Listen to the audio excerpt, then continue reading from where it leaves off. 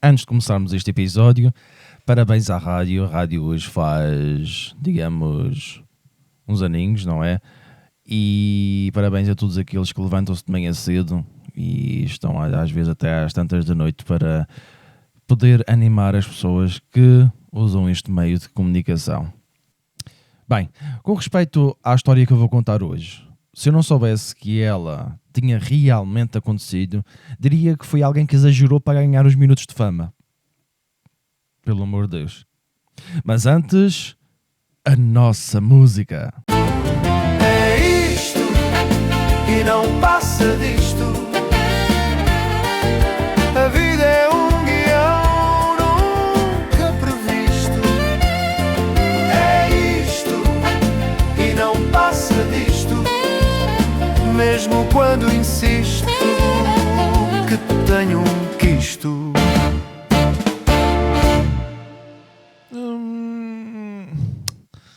Olha, pode ser isso daí. Tudo começa com a Anne, uma mulher que tinha o desejo muito grande de ser mãe. O problema é que o corpo dela não estava a colaborar. Ela tentava, mas não havia resultado. E quanto mais tentava, mais sentia-se frustrada. Até que um dia, algures na cabeça dela, acendeu-se uma lâmpada que devia ter sido desligada no momento certo. Ela pensou, ela primeiro fez, se não consigo ter um bebê, posso simplesmente arranjar um. Boa ideia. E quando digo arranjar, não estamos a falar de adoção. Estamos a falar tipo, roubaram. Opa. Em 1987, a Anne vestiu-se de enfermeira e começou a aparecer num hospital de Nova York como se fosse o novo emprego dela. Passeava pelos corredores, sorria às pessoas, fazia aquele aceno com a cabeça típico de alguém que está a saber o que está a fazer, não é? E o mais assustador, ninguém desconfiava. Epá, aquilo antigamente cada um podia fazer o que quisesse. Entrava num sítio, olha, agora neste momento sou advogado, tá? Ou neste momento sou enfermeiro. Meu Deus. Durante 3 semanas ela andou ali a palpar terreno, até um dia em que viu a bebé perfeita. Uma menina chamada Nettie, com apenas 19 dias de vida, internada por causa de uma infecção. A Anne olhou para ela e decidiu, é esta. Então esperou pela madrugada, pela troca de turnos, e às 3 da manhã, com a calma de quem vai escolher um pacote de leite no supermercado, ele disse, olha, pode ser esta. Pegou na bebé e saiu pela porta principal. Ninguém reparou, ninguém questionou, ninguém imaginou que uma mulher com ar de enfermeira estava a levar uma bebé que não era dela. E assim, a Anne levou a Nettie de Nova York para Connecticut, onde vivia. No hospital, quando finalmente perceberam que, olha, falta aqui um bebé, o pânico instalou-se. Os enfermeiros começaram a correr, médicos começaram a gritar, supervisores tentaram manter a calma, enquanto provavelmente pensavam, eu estou tramado. A polícia foi chamada, os pais biológicos foram avisados e o desespero tomou conta de toda a gente, mas a Anne já ia longe. Os anos passaram e a Nettie cresceu a acreditar que a Anne era a mãe dela e para completar esta peça teatral, a Anne inventou uma história sobre o pai biológico. O pai biológico era um traficante que estava preso. Conveniente, não é? Mas a adolescência tem aquele dom especial de nos fazer olhar ao espelho e perguntar, mas que raio se passa aqui? A Nettie começou a reparar que não se parecia com ninguém da família. Nem um nariz parecido, nem uma sobrancelha semelhante. A dúvida cresceu, e cresceu ainda mais aos 16 anos. A Nettie descobriu que estava grávida. Que bom. Meu Deus.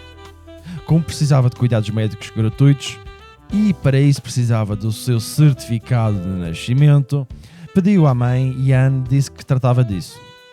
Depois disse outra vez. E outra. E outra. E nunca tratou. Cansada de esperar, A Nettie vasculhou as coisas da mãe e encontrou um documento com o seu nome e a data de nascimento e levou ao gabinete oficial para pedir uma cópia do certificado. A funcionária olhou para o sistema, depois olhou para a Nettie, depois voltou a olhar para o sistema e disse: Olha, não existe nenhum registro em seu nome. A Nettie ficou a ferver e a funcionária chamou o supervisor. O supervisor analisou o documento com calma e disse: Isto é falso. E ainda a acusou de tentar inventar uma identidade. A Nettie, claro, saiu dali a arder por dentro. Dias depois, a Anne entrou no quarto dela a chorar e confessou: Eu não sou a tua mãe biológica. Mas, como se não bastasse, inventou outra história. Disse que a mãe biológica era uma toxicodependente que a tinha abandonado e ficou por aí. Durante meses, a Nettie implorou por mais respostas, mas a Anne sempre recusou. Passou um ano e a Nettie decidiu investigar sozinha. Perguntou a familiares, contactou os serviços sociais, tentou de tudo, mas nada. Parecia que a verdade estava enterrada num cofre sem chave. Até que passaram 7 anos e a Nettie tinha 23 anos, já era mãe e vivia noutra cidade, mas a dúvida continuava a corroer-lhe o pensamento. Por isso, numa noite, enquanto navegava pela internet, entrou no site do Centro Nacional para Crianças Desaparecidas e começou a ver fotos antigas de bebés desaparecidos. E de repente, lá estava uma fotografia de uma bebé desaparecida em 1987. Uma bebé que parecia a cópia perfeita da sua própria filha. O coração dela disparou porque ela sabia que aquela bebé era ela.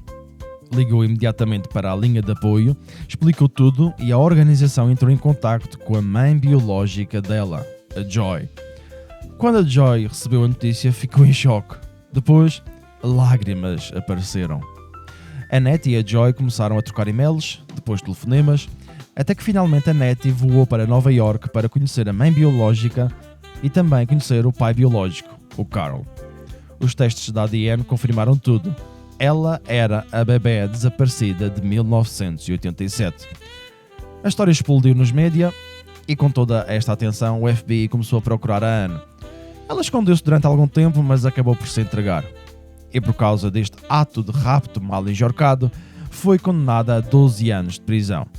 Hoje, a Nettie e os seus pais verdadeiros vivem as suas vidas com a verdade finalmente exposta. No fim de tudo, esta história mostra como a verdade pode ficar escondida durante décadas, mas a verdade tem uma habilidade especial para aparecer quanto menos esperamos. Às vezes, basta uma fotografia antiga, um clique no sítio certo ou o coração que se recusa a aceitar respostas incompletas. Por isso, da próxima vez que estiver num hospital e ver uma enfermeira com um bebê no colo, já sabe o que fazer. Onde é que vai? É isto e não passa disto. A vida é um guião nunca previsto. É isto e não passa disto. Mesmo quando insisto que tenho um quisto.